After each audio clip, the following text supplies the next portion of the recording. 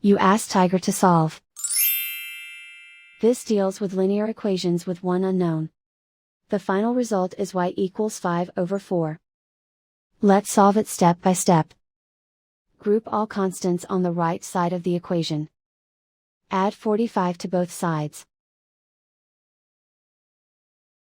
Simplify the arithmetic.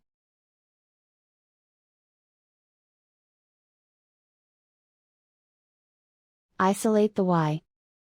Divide both sides by 36. Simplify the fraction. Find the greatest common factor of the numerator and denominator.